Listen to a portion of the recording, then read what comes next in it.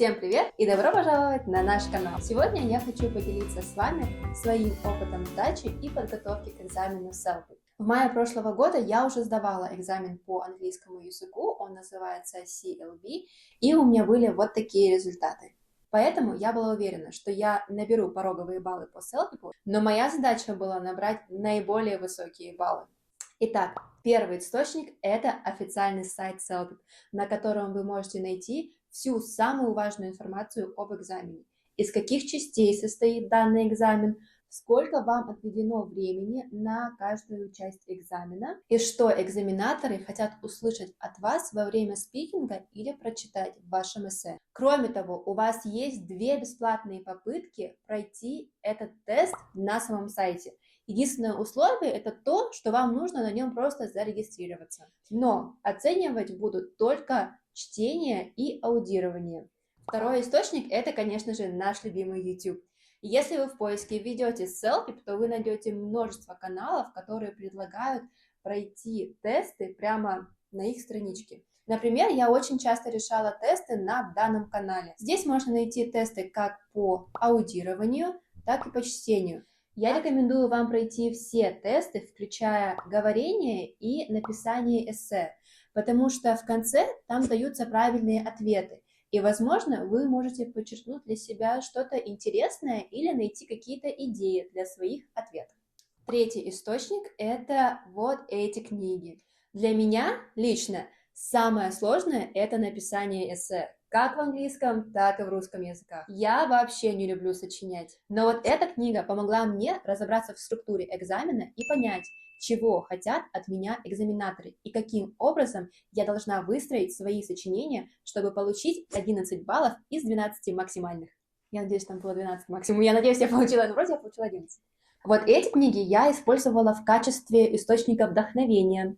Я читала ответы, которые предлагает автор, и брала что-то полезное для себя. Кроме того, я считаю, что очень важно проработать идеи, то, о чем вы будете говорить во время экзамена или о чем вы будете писать, так как времени на экзамене катастрофически мало. И структурировать вашу идею будет достаточно сложно.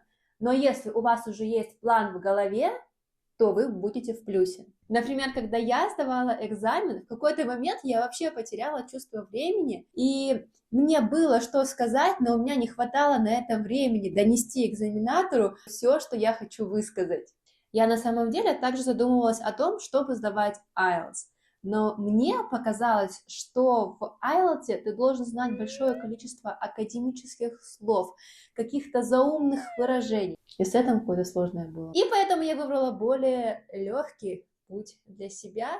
И, как мне показалось, в данном экзамене проверяется больше то, как ты понимаешь носителя языка, то, как ты можешь выразить свои эмоции, чувства, переживания, и как ты можешь их выразить на бумаге. Я рекомендую вам заранее сходить в туалет, потому что экзамен длится 2 часа. Вы не можете поставить экзамен на паузу. Если вы выйдете, тест будет продолжаться дальше, и вы пропустите вопросы, ответы, и, соответственно, потеряете баллы на этом. Во-вторых, я бы обязательно с собой имела воду, потому что от волнения пересыхает горло, и потом тяжело говорить. И третье, нам предлагались беруши, но я их не взяла. И это была на самом деле моя ошибка, потому что когда другие начинают говорить, то их речь начинает тебя отвлекать, так как вы можете находиться на разных этапах написания экзамена. Кто-то уже делает говорение, а ты, например, еще делаешь аудирование или чтение. И чтобы это не отвлекало, возьмите все-таки беруши.